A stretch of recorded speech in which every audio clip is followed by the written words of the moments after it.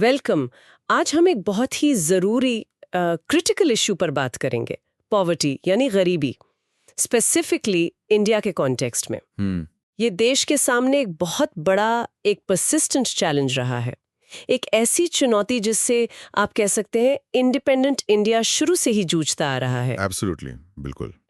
और हमारे पास कुछ रिसर्च एक्सर्ब्स और डेटा हैं जो इंडिया की इस जर्नी को हाईलाइट करते हैं अच्छा। कि कैसे पॉवर्टी को समझा गया है, मतलब ओवर टाइम, और कैसे उसे कम करने की स्ट्रेटजीज इवॉल्व हुई हैं। ये सोर्सेज हमें एक क्लियर पिक्चर देते हैं राइट कि हम कहाँ से शुरू हुए और आज कहाँ खड़े हैं। राइट। तो हमारा मिशन है इन सोर्सेस से की इनसाइट्स निकालना, उनको डिस्टिल करना। देखते हैं कि इंडिया ने इस चैलेंज में कितनी प्रोग्रेस की है और आगे के प्रोस्पेक्ट्स क्या नजर आते हैं। ओके, चलिए शुरू करते हैं। Let's start with the basics. भाई, ये गरीबी होती क्या है?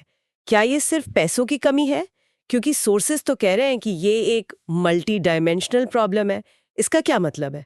जनरली तो हम सोचते हैं कि गरीबी मतलब बस लैक ऑफ मनी। हाँ, वो जो ट्रेडिशनल व्यू है वो काफ़ी लिमिटेड है, और सोर्सेज ये बहुत बिल्कुल सही पॉइंट आउट करते हैं। इंडिया में इसको मेजर करने के लिए एक काफ़ी सोफिस्टिकेटेड टूल यूज होता है, the national multi dimensional poverty index, और NMPI। NMPI, okay. हाँ, NMPI सिर्फ इनकम पर फोकस नहीं करता। इंस्टेड ये मल्टीपल डायमेंशंस को देखता है, यानी जिंदगी के अलग अलग क्रूशल एस्पेक्ट्स। इसमें 12 स्पेसिफिक इंडिकेटर्स हैं जो 3 ब्रॉड कैटेगरीज में आते हैं: हेल्थ, एजुकेशन और स्टैंडर्ड ऑफ लिविंग। अच्छा। तो ये एक, आप कह सकते हैं, मच मोर होलिस्टिक असेसमेंट है पॉवर्टी का। ओके। तो मतलब ये सिर्फ इनकम फ्लो की बात नहीं है, बल्कि एक्चुअल लिविंग कंडीशंस और कैपेबिलिटीज की बात है। तो ये 12 इंडिकेटर्स किस तरह के रियल वर्ल्ड फैक्टर्स को कैप्चर करते हैं? ये तो काफी ग्रैन्युलर लग रहा है। एग्जैक्टली, बिल्कुल। जैसे हेल्थ के अंदर ये न्यूट्रिशन देखता है, क्या परिवार को एडिक्वेट पोषण मिल रहा है। चाइल्ड मोर्टेलिटी, मतलब बच्चों की सर्वाइवल रेट्स क्या हैं। और मटर्नल हेल्थ, मतलब प्रेगनेंसी के दौरान और बाद में माओं की हेल्थ कैसी है। हम्म। फिर एजुकेशन में ये देखता है ईयर्स ऑफ स्कूलिंग, मतलब एवरेज कितने साल पढ़ाई की है। और स्कूल अटेंडेंस, क्या बच्चे रेगुलरली स्कूल जा पा रहे हैं। ओके। और जो थर्ड कैटेगरी है स्टैंडर्ड ऑफ लिविंग, वो बेसिक नेसेसिटीज को कवर करती है। चीजें जैसे कुकिंग फ्यूल, परिवार खाना पकाने के लिए क्या यूज कर रहा है, LPG जैसा क्लीन फ्यूल या ट्रेडिशनल धुएं वाले सोर्सेस। हाँ, ये बहुत इंपॉर्टेंट है। बिल्कुल। फिर सैनिटेशन, क्या घर में प्रॉपर टॉयलेट फैसिलिटीज हैं, सेफ ड्रिंकिंग वाटर, साफ पानी तक एक्सेस है या नहीं। हाउसिंग, घर की क्वालिटी कैसी है। इलेक्ट्रिसिटी, रिलायबल कनेक्शन है। एसेट्स, क्या परिवार के पास कुछ बेसिक प्रोडक्टिव एसेट्स हैं। और इम्पॉर्टेंटली, बैंक अकाउंट है या नहीं। ये फाइनेंशियल इंक्लूजन का एक इंडिकेटर है। वाओ, ये तो वाकई गरीबी की एक बहुत ही रिच पिक्चर देता है, सिर्फ इनकम से कहीं ज्यादा। अब समझ आया सोर्सेज इसे मल्टी डायमेंशनल क्यों कह रहे हैं। ये NMPI तो एक पावरफुल लेंस लगता है। तो पॉवर्टी की इस ब्रॉडर अंडरस्टैंडिंग के साथ अब देखते हैं कि सोर्सेज इंडिया की एक्चुअल जर्नी के बारे में क्या कहते हैं, इसे टैकल करने में क्या हुआ है। जो नंबर्स यहाँ दिए गए हैं वो तो काफी स्ट्राइकिंग है, सिग्निफिकेंट चेंज दिख रहा है। हाँ, एब्सोल्युटली स्ट्राइकिंग। डेटा एक रिमार्केबल ट्रांसफॉर्मेशन दिखाता है। फिगर्स के हिसाब से देखिए, 2005-6 में इंडिया की लगभग 55% आबादी, मतलब आधे से ज्यादा देश, मल्टी डायमेंशनल पॉवर्टी में जी रही थी। 55%? हाँ, ये नंबर ड्रामेटिकली गिरा। 2015-16 तक ये करीब 25% हो गया। और जो लेटेस्ट अवेलेबल डेटा है 2019-21 का, वो बताता है कि ये और कम होकर 15% से भी नीचे आ गया है, करीब 14.96%। एक मिनट, 55% से गिर के लगभग 15% पर, वो भी करीब 15 सालों में। ये तो सिर्फ स्टैटिस्टिक नहीं है, ये तो देश के पॉवर्टी लैंडस्केप में एक फंडामेंटल शिफ्ट है।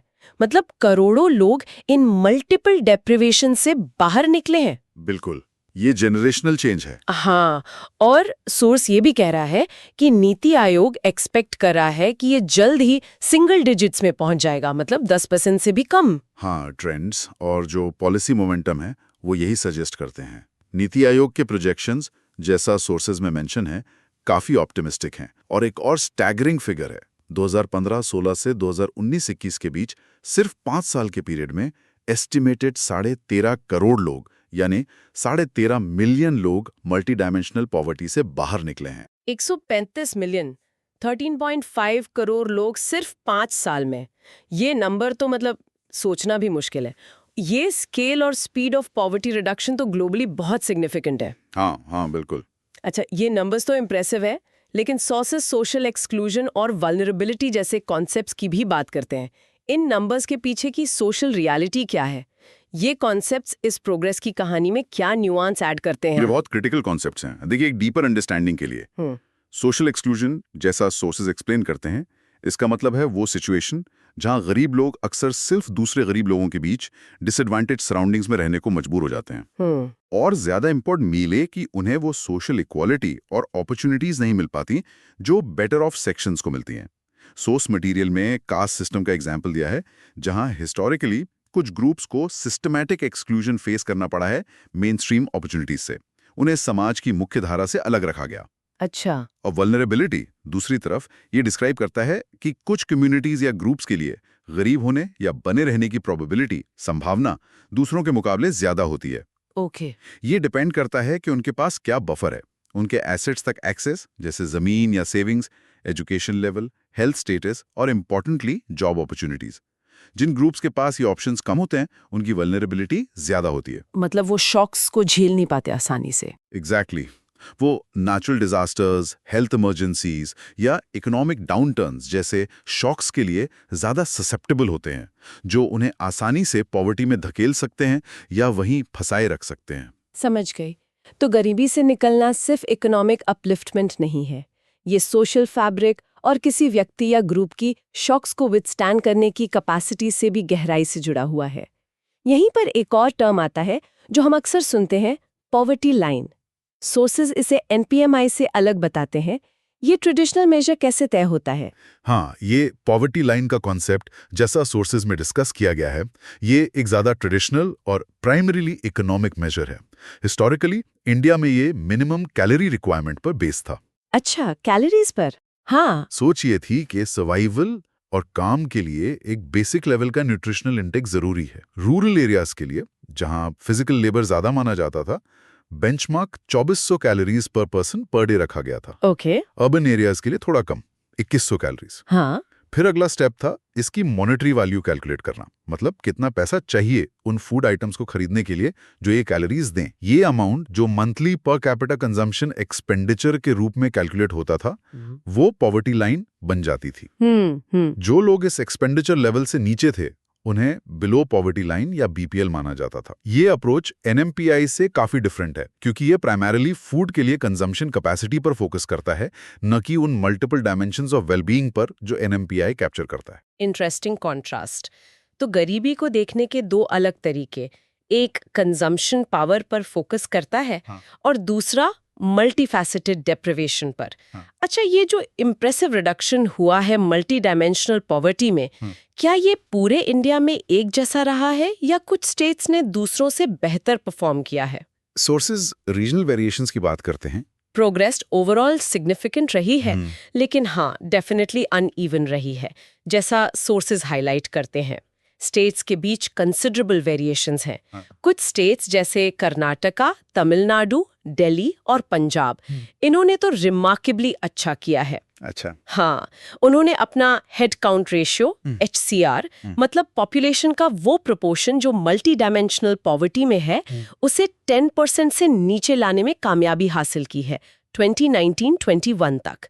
ये एक मेजर अचीवमेंट है। वहीं दूसरी तरफ वो स्टेट्स जहां ट्रेडिशनली पॉवर्टी लेवल्स बहुत हाई थे, जैसे बिहार, उत्तर प्रदेश, मध्य प्रदेश, राजस्थान, उन्होंने भी बहुत सिग्निफिकेंट इम्प्रूवमेंट दिखाया है। उनका स्टार्टिंग पॉइंट बहुत हाई था, लेकिन उन्होंने भी रिसेंट ईयर्स में रैपिड रिडक्शन अचीव किया है। तो मतलब बड़े राज्यों ने भी काफी प्रोग्रेस की है। और जो चीज फैसिनेटिंग है और मटेरियल्स में मेंशन भी है, वो ये कि अलग-अलग स्टेट्स ने लगता है अलग-अलग पाथवेज फॉलो किए हैं। जैसे केरला ने ह्यूमन डेवलपमेंट, एजुकेशन और हेल्थ पर बहुत फोकस किया। वेस्ट बंगाल ने हिस्टोरिकली लैंड रिफॉर्म्स पे जोर दिया।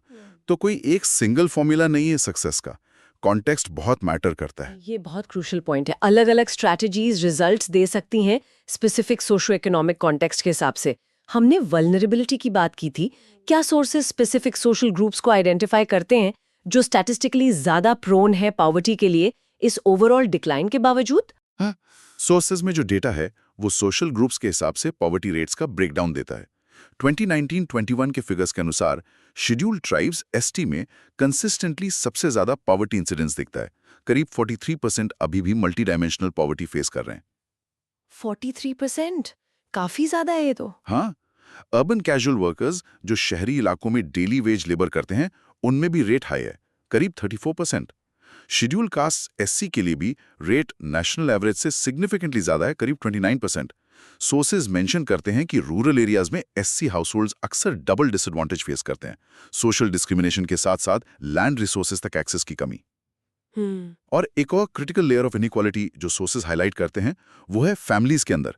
ये मान लेना सेफ नहीं है कि अगर हाउसहोल्ड पॉवर्टी से बाहर आ गया तो सभी मेंबर्स को इक्वली बेनिफिट मिला होगा। अच्छा, मतलब घर के अंदर भी? हाँ, अक्सर देखा जाता है कि विमेन, एल्डरली पीपल, बुजुर्ग लोग और यहाँ तक कि फीमेल इन्फेंट्स, बच्चियों को भी फैमिली के रिसोर्सेज तक अनइक्वल एक्सेस मिलता है। उन्हें अपने ही घरों में फूड, हेल्थ केयर या एजुकेशन के एलोकेशन में डिस्क्रिमिनेशन फेस करना पड़ सकता है। ये तो काफी सोबरिंग रियलिटीज हैं जो इस बड़े पॉजिटिव ट्रेंड के पीछे छिपी हुई हैं। थोड़ा सा जूम आउट करते हैं। ग्लोबली इंडिया की प्रोग्रेस कैसी दिखती है और ये इंटरनेशनल एफर्ट्स अगेंस्ट पॉवर्टी में कहाँ फिट होती है? देखिए, वर्ल्ड बैंक एक्सट्रीम पॉवर्टी के लिए एक स्टैंडर्ड मेजर यूज करता है जो अभी $2.15 पर पर्सन पर डे है, 2017 परचेजिंग पावर पैरिटी के हिसाब से। इससे कंट्रीज के बीच कंपैरिजन हो पाता है। $2.15 अ डे, ओके? हाँ, ग्लोबली एक्सट्रीम पॉवर्टी में एक स्टेडी डिक्लाइन आया है। सोर्सेज नोट करते हैं कि ये 2010 में करीब 16.3% से घटकर 2019 में लगभग 9% हो गया। अच्छा। चाइना की प्रोग्रेस तो पर्टिकुलरली ड्रामेटिक रही है। उन्होंने 2020 तक एक्सट्रीम पॉवर्टी को प्रैक्टिकली खत्म कर दिया। रेट सिर्फ 0.1% बताया गया है। साउथ एशिया रीजन, जिसमें इंडिया आता है, वहां भी पॉजिटिव ट्रेंड है।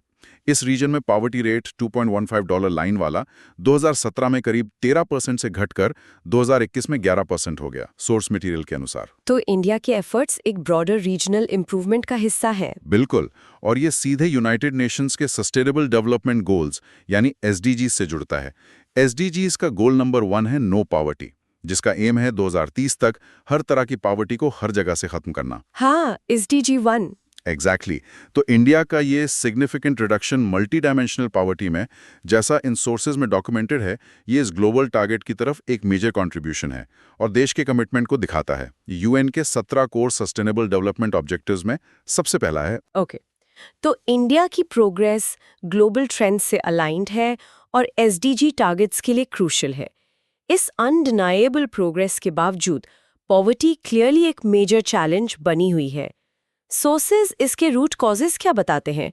इंडिया में पॉवर्टी इतनी परसिस्टेंट क्यों रही है? कॉजेज काफी कॉम्प्लेक्स हैं और डीपली रूटेड हैं, जैसा सोर्सेज एक्सप्लेन करते हैं। एक बड़ा फैक्टर है कॉलोनियल लेगेसी।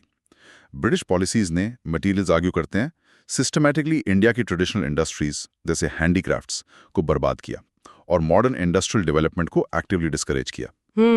इससे नॉन एग्रीकल्चरल एम्प्लॉयमेंट सीमित हो गया और एग्रीकल्चर पर डिपेंडेंसी बढ़ गई। राइट। दूसरा, आज़ादी के बाद पहले कुछ दशकों में इकोनॉमिक ग्रोथ काफी स्लगिश थी।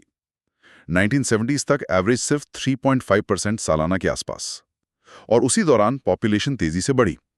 इसका मतलब था कि पर कैपिटा इनकम ग्रोथ बेहद धीमी थी, जिससे बड़ी संख्या में लोगों को गरीबी से बाहर निकालना मुश्किल था। ग्रोथ कम, पॉपुलेशन ज्यादा। हाँ, फिर ग्रीन रेवोल्यूशन आया, जिसने फूड प्रोडक्शन तो बढ़ाया, लेकिन जैसा सोर्सेस पॉइंट आउट करते हैं, उसके फायदे लार्जली कुछ स्पेसिफिक रीजन्स जैसे पंजाब, हरियाणा, वेस्टर्न यूपी तक ही सीमित रहे।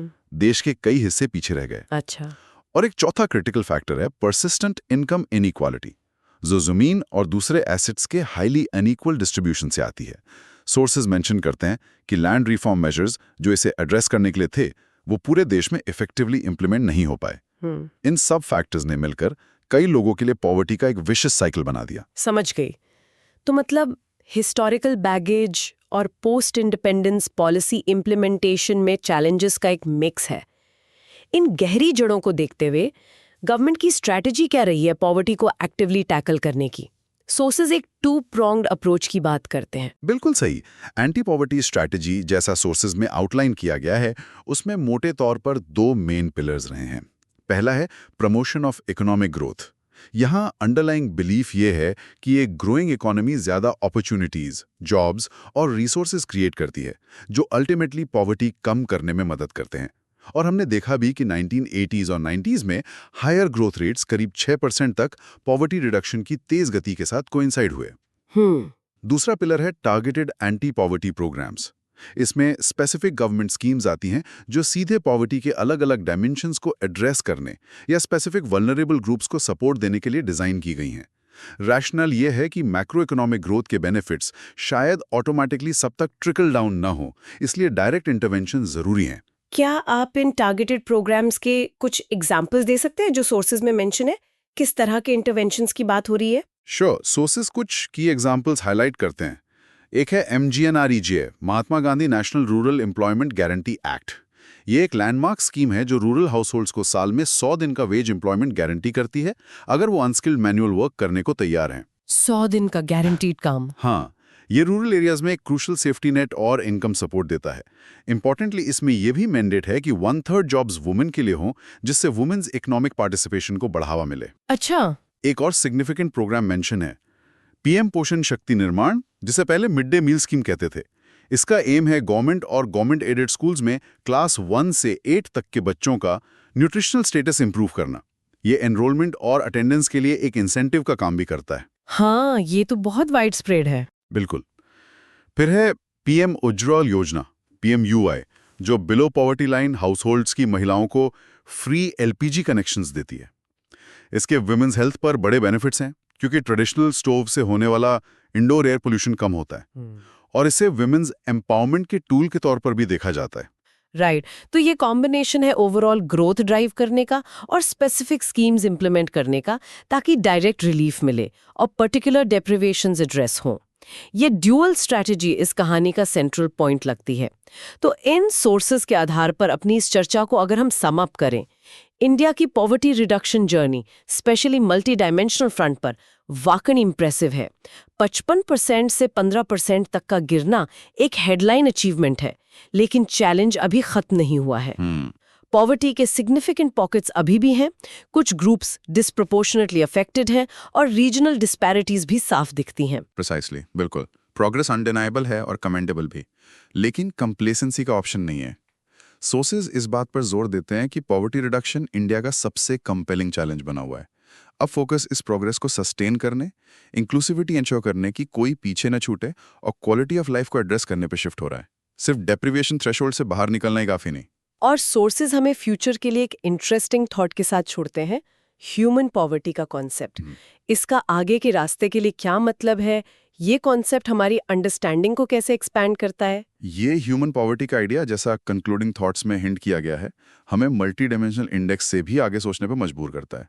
ये सजेस्ट करता है कि असली गरीबी सिर्फ इनकम या बेसिक एमिनिटीज की कमी नहीं है। अच्छा, तो फिर क्या है? ये है कैपेबिलिटीज और चॉइसेस की कमी। ये है एजुकेशन से वंचित रहना, एक लंबी और हेल्दी लाइफ ना जी पाना, जॉब सिक्योरिटी ना होना, सोसाइटी में फ्रीली पार्टिसिपेट न कर पाना और डिस्क्रिमिनेशन या सोशल एक्सक्लूजन फेस करना।